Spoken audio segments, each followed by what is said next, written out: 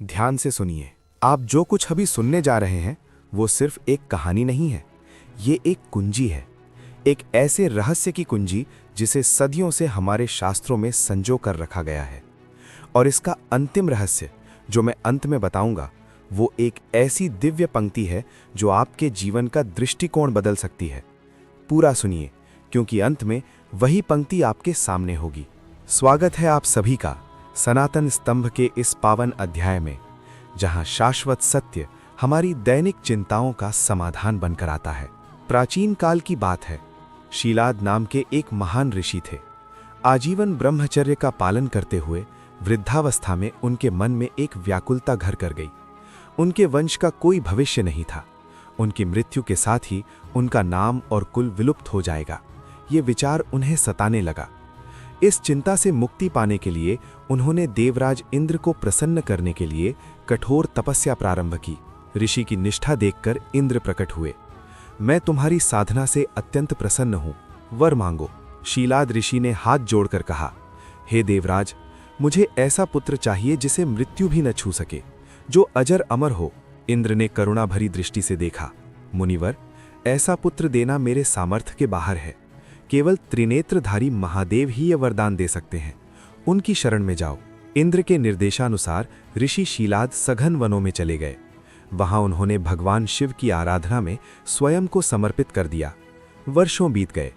एक दिन तपस्या की तीव्रता से प्रसन्न होकर स्वयं भोलेनाथ प्रकट हुए। कहो शीलाद, तुम्हारी क्या इच्छा है? प्रभु, मुझे आपके समान ही एक ऐसा पुत्र चाहिए जो मृत्यु के बंधन से मुक्त हो। शिव जी क्षण भर मौन रहे, फिर मुस्कुराए। मैं स्वयं समस्त सृष्टि का पिता हूं, किंतु तुम चाहते हो कि मैं तुम्हारा पुत्र बनूं? तथास्तु, मैं स्वयं तुम्हारे घर जन्म लूंगा। समय आने पर जब ऋषि शीलाद एक यज्ञ का अनुष्ठान कर रहे थे तो अग्निकुंड से एक तेजस्वी बालक प्रकट हुआ। उसका मुखमंडल अद्भुत कांति से चमक रहा था। आनंद से विभोर शीलाद ने उसका नाम नंदी रखा और उसे अपना पुत्र मानकर पालन पोषण करने लगे। नंदी अत्यंत मेधावी थे। उन्होंने कम समय में ही समस्त वेदों और शास्त्रों का ज्ञान प्राप्त कर लिया। एक बार मित्र और वरुण नाम के दो महान सन्यासी शीलाद के आश्रम में पधारे।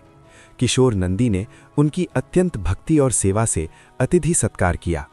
प्रसन्न होकर दोनों ऋषियों ने शीलाद को दीर्घायु का आशीर्वाद दिया, किंतु नंदी की ओर देखकर मौन रह गए। शीलाद चिंतित हो उठे। महात्मन, आपने मुझे तो आशीष दिया, किंतु मेरे पुत्र को क्यों नहीं? दोनों ऋषियों के चेहरे पर गहरा दुख था। सत्य कहने में हृदय दुखी होता है मुनिवर। ये बालक अल्पायु है। इसके पास अब केवल 1 वर्ष का समय शेष है, इसीलिए हमने इसके लिए कोई आशीर्वाद नहीं दिया। ये सुनकर शीलाद का हृदय टूट गया। वे फूट फूट कर रोने लगे। नंदी ने पिता को इस अवस्था में देखा तो मुस्कुरा दिए। पिताजी, आपने मुझे शिव की कृपा से पाया है, वही इस जीवन की रक्षा भी करेंगे, आप चिंता न करें।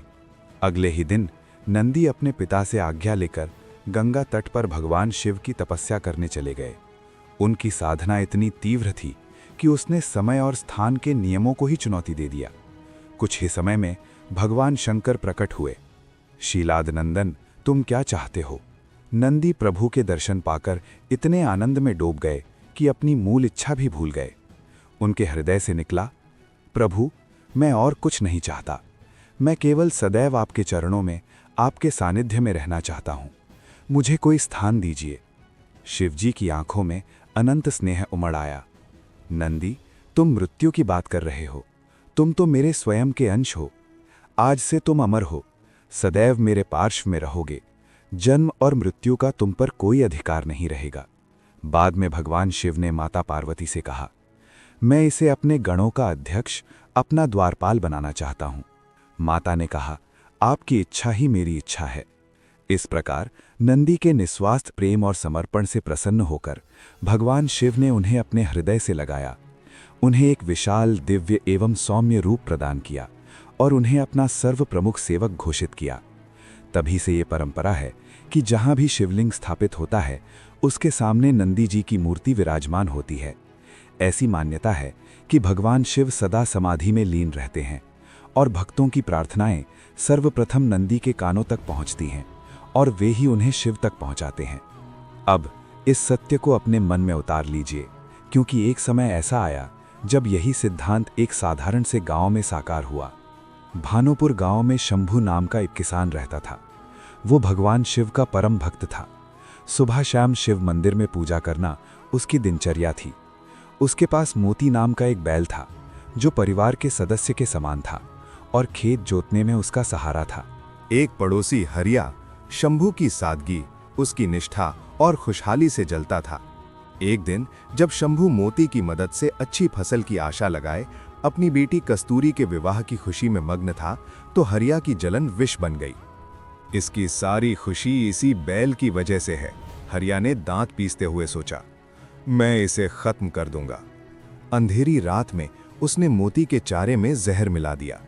सुबह जब शंभू उठा तो उसका प्रिय मोती निर्जीव पड़ा था। टूटे हृदय के साथ वो गांव के मंदिर में शिवलिंग के सामने गिड़गिड़ाया, हे शंकर, अगर मेरी पूजा में सच्चाई है तो मुझे मेरा मोती वापस दे दो, मेरा ये दुख दूर करो। उसके आंसू गिर ही रहे थे कि उसकी नज़र मंदिर के द्वार पर खड़े एक बैल पर पड़ी। वो बिल्कुल मोती जैसा दिखता था और उसका कोई मालिक नजर नहीं आ रहा था। शंभू ने इसे भगवान शिव की दिव्य अनुकंपा समझा। वो उस बैल को घर ले आया और उसे भी मोती का नाम दे दिया। ये नया मोती चमत्कारी था। खेतों का काम अद्भुत गति से होने लगा। फसल इतनी भरपूर हुई कि विवाह की तैयारियां और भी धूमधाम से होने लगीं। हरिया शंभू की बढ़ती समृद्धि देखकर आग बबूला हो गया। उसने फिर से साजिश रची, इस बैल को भी मरना होगा।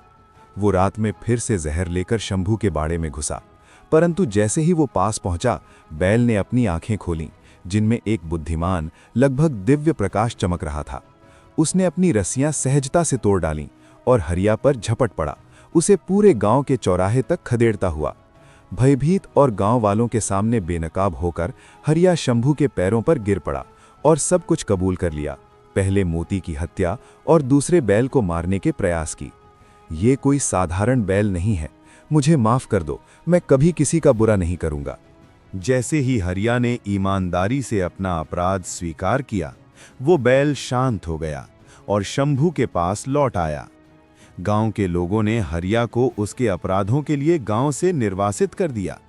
शंभू ने अपनी बेटी कस्तूरी का विवाह धूमधाम से संपन्न कराया और अपनी पत्नी माधवी के साथ उस दिव्य बैल के साथ सुखपूर्वक रहने लगा, जिसे वे भगवान शिव का साक्षात आशीर्वाद और रक्षक मानते थे। तो क्या है वो छिपा हुआ सत्य, वो कुंजी जिसका मैंने शुरुआत में वादा किया था? ये रही वो गूढ़ पंक्ति जो ये कथा प्रकट करती है। जब भक्ति निष्काम हो और समर्पण पूर्ण हो, तो दिव्य शक्ति केवल प्रतिक्रिया ही नहीं देती, वो स्वयं की एक अमर चेतना को आपके द्वार पर पहरेदार, मार्गदर्शक और पूरक के रूप में तैनात कर देती है। नंदी सिर्फ एक देवता नहीं है, वे जीवंत प्रमाण हैं कि सच्ची भक्ति आपके जीवन में एक अमर रक्षक को आमंत्रित करती है। अगर इस प्राचीन ज्ञान ने आपको शांति दी है या कोई सीख दी है, तो याद रखिए, इस वीडियो को साझा करना सिर्फ एक कहानी बांटना नहीं है। आप अप्रत्यक्ष रूप से किसी ऐसे मित्र की मदद कर रहे होंगे जिसे आस्था और दिव्य संरक्षण के इस संदेश की इसी क्षण आवश्यकता है। और अगर आप भविष्य में भी ऐसे ही सनातन से प्रेरित, मन को शांति और मार्गदर्शन देने वाली सामग्री पाना चाहते हैं, तो लाइक करना और सब्सक्राइब करना न भूलें। यही सनातन स्तंभ को आप तक ऐसी विरासत लेकर आते रहने की प्रेरणा देगा।